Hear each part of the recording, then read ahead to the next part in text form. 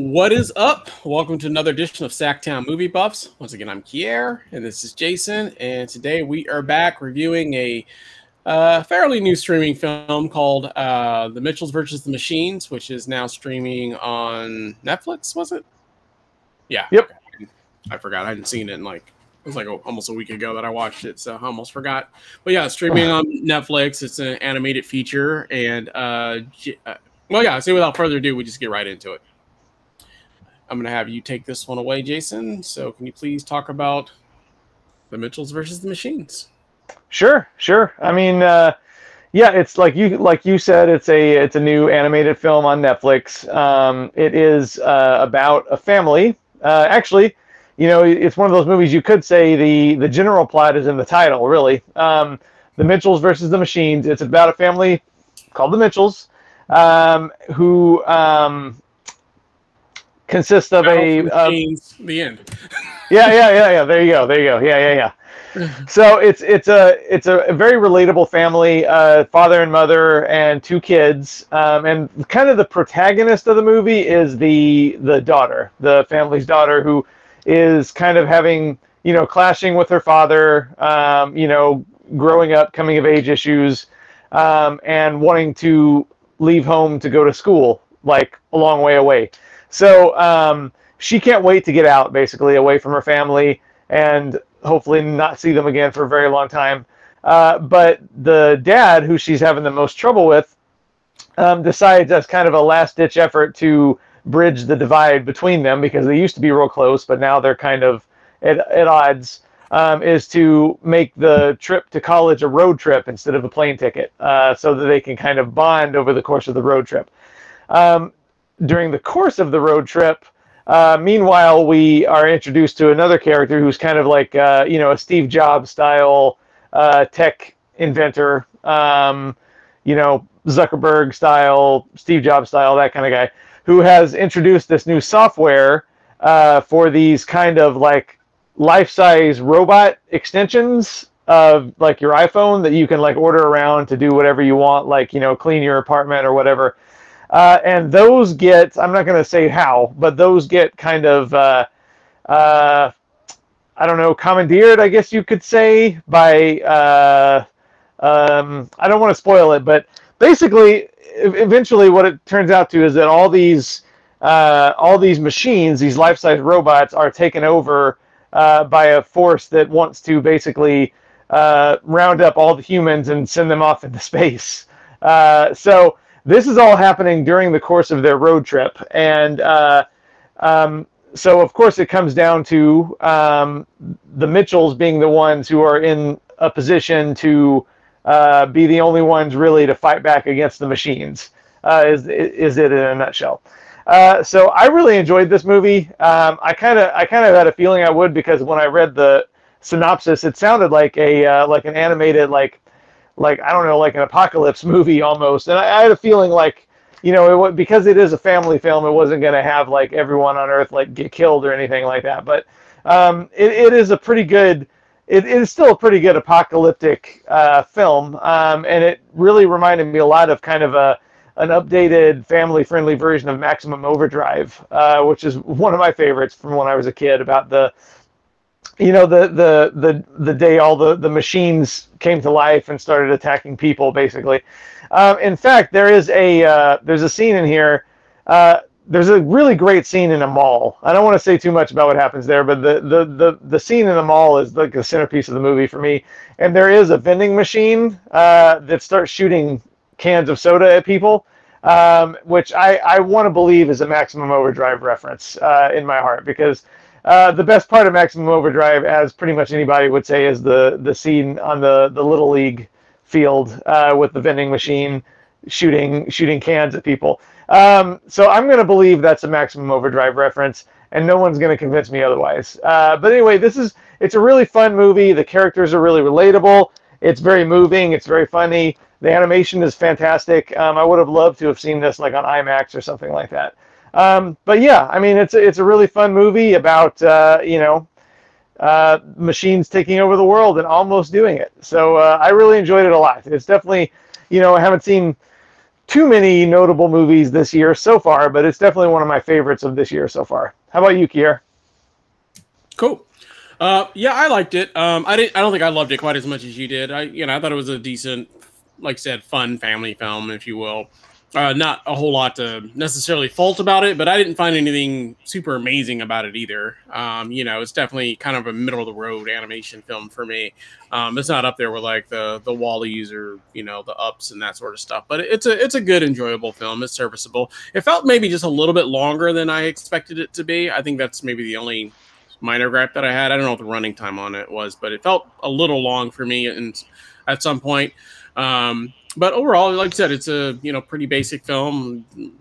That's the easiest way to describe it. It's basically this family that basically has to do battle against like these machines, like you said, Maximum Overdrive or Terminator. Where the machines come alive in Skynet or Terminator 3 or whatever, and then, so it's one of those types of films. But obviously, this one is animated and family friendly, so it's not going to be as raw as some of those other films where machines come alive and kill people. So you kind of know what you're getting with an animated film, that it's going to be way more, like I said, family friendly. But for what it was, I enjoyed it. Like I said, just in my opinion, it might have just been a little longer, but there wasn't a whole lot. It didn't stick with me. It's not one of those films that was super memorable for me. So it's like one of those ones where like I like it, and then I'll probably just move on to the next film pretty much. So just my overall take. Hey man, what can I say? I didn't dislike it, so I just didn't, I didn't love it quite as much as you did. So it was serviceable though. It's a serviceable film. It's just serviceable. That's some light praise. That's for sure. It is what it is. Yeah, so, yeah. Like I said, I didn't dislike it. Overall, I would say I generally liked it. I just didn't love it, I guess, as much as you did. So it's all. So, but cool. Well, it's pretty simple and easy. Unless there's anything else you wanted to add about it, it's like I said, it's pretty matter of fact, and it's there's not a whole lot of, you kind of know.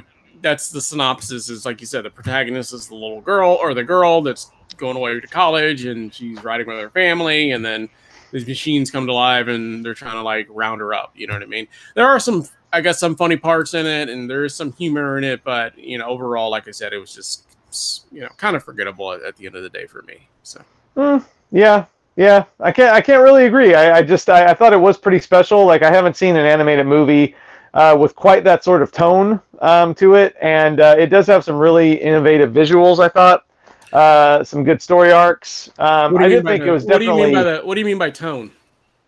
I mean that it is like, of course, like it doesn't result in everybody dead except for the Mitchells, but I think it is a little bit darker than most films like that. To even like come close to those kind of themes.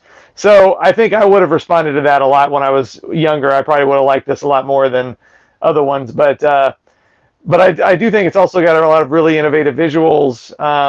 And I don't know. I think it was better than average. I would say for sure better than average with these kinds of movies, meaning animated films. Yeah. So I don't know. I mean, you can argue that WALL-E had dark parts. You can argue that it did. Parts it did. And there's more consequences obviously in Up because people die, but not by death, but you know what I mean, or killed, I should say, but I don't know. It's like I said, to me, when I say middle of the road, it's just not in that upper echelon with some of the other animated films that I really love. It'd be middle of the road of all the ones that I love. So it wouldn't be in that top 4 or 5 that I would put up there. It's not in that. Oh well, no, of course not. So that's what I mean. Middle of the road. It's just it's decent. It's not in the very bottom of the pits. It's no. I don't know. I can't think of a really bad animated feature right now, but there's some bad ones out there. It's not in that category either, but it's not in the tops either. So, Cars 2, maybe, I don't know. Yeah, maybe something of that nature. Cars 2. Yeah. So, I know there's there was some animated film that came out a few years ago about like a bear it's supposed to be like one of the worst animated films of all time. I haven't personally seen it, but I just remember it was like supposed to be like the worst film of the year. It's like some bear animated film. I can't remember what it was. I don't know. So I remember what you're talking about, and it's like yeah, I remember what you're talking about. I don't think it's a bear, but it's some kind of furry creature, and the title is one word, and it just I don't remember what it was, but it was the reviews were really bad. I remember that. Yeah, it was. I didn't even bother to see it. So yeah, but like I said, it's definitely not in that category either. So, but I would assume. Well, that's good. I haven't seen that's it. Good. So I can't say. Maybe I'll see it and love it. But yeah, but probably not, since I had no desire to see it. Cool. Well, yeah. I mean, like I said, I didn't dislike it. So I just didn't love it quite as much as she did. Well, I guess with that said, let's get into those reviews. So what is the overall grade and face you would give The Mitchells versus the Machines? Oh, I gave it a solid 4 out of 5, which is a good B+. It's definitely something I would watch again. I really enjoyed it. The kind of movie I'd heartily recommend to people looking for something to watch. So 4 out of 5, B+, which is a happy face, because I was pretty happy watching it. Pretty creative, pretty cool. How about you? Cool. I'm gonna give it a 3 out of 5. So, which is, like I said, it's decent. It does the job, but for me, it was still kind of more or less a quality of 3, where I mostly enjoyed it, but probably won't revisit it personally. So, 3 out of 5, and kind of like a slight smile, just.